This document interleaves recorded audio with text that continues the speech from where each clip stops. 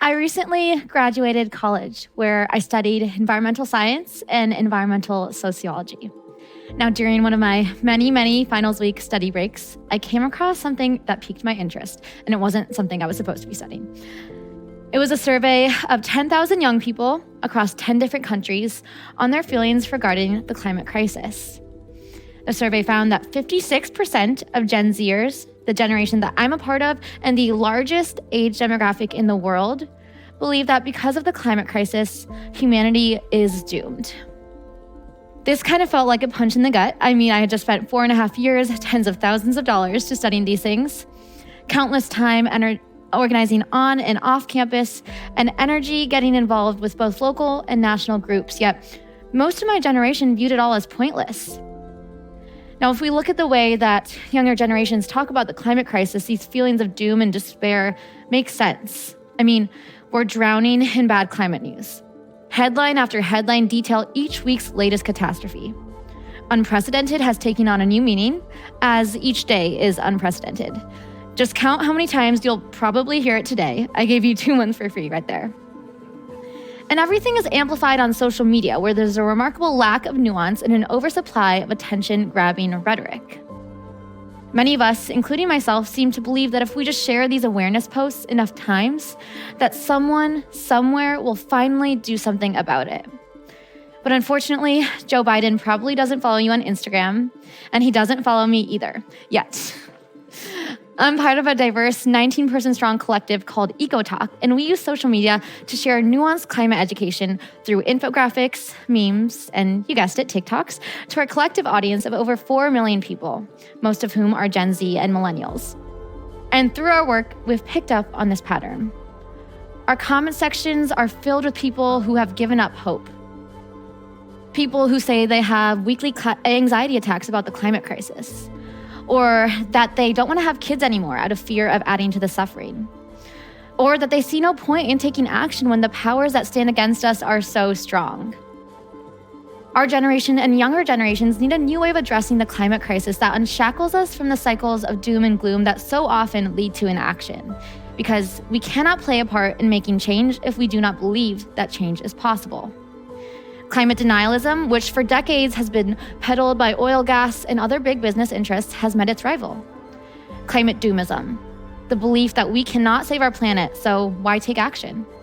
Though they differ in origin, both have the ability to paralyze action and prevent progress.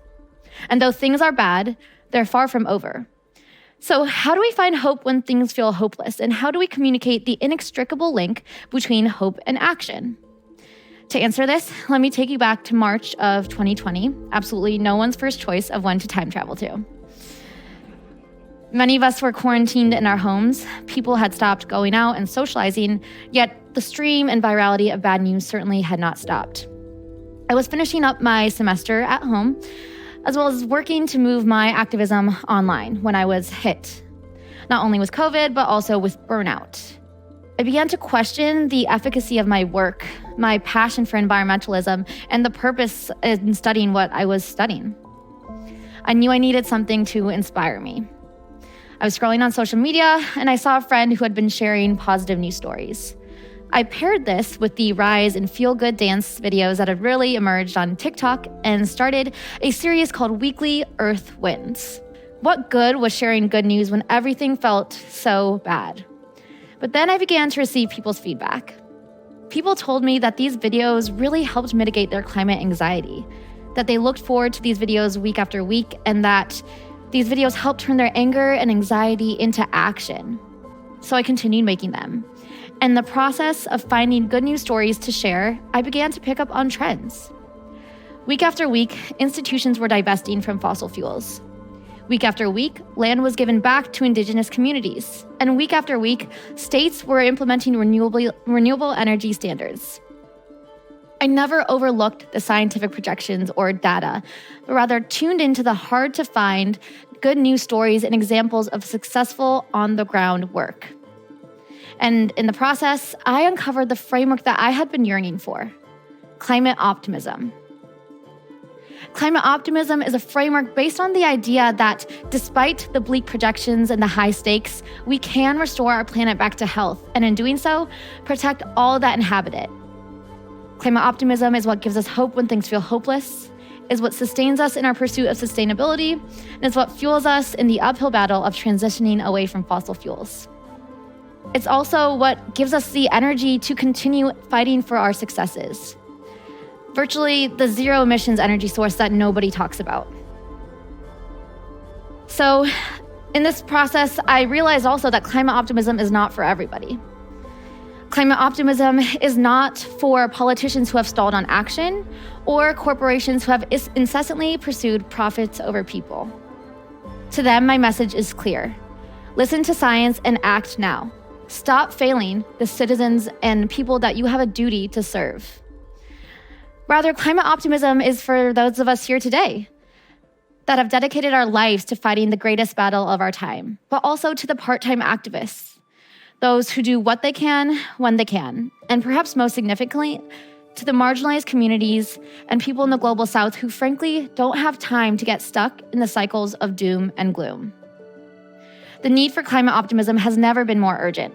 If we limit our vision of the future to one filled with oil rigs, smokestacks, and suffering, we limit our capacity and shirk our duty to change the course of humanity for the better.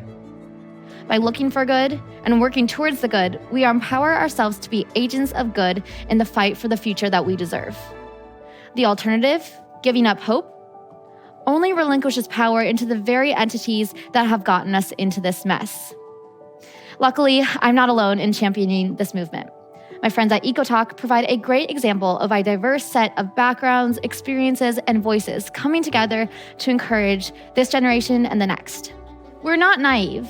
We know the details and the data that speak to the devastation of the climate crisis like the back of our hands because it's our future to inherit. But we also know that the future we deserve cannot be built on the unstable foundations of fear and anxiety. It must be built with one of the few infinite resources that we have on this finite planet, hope. So we choose climate optimism. We choose to fight for the future that we deserve. And I hope you will too. Thank you.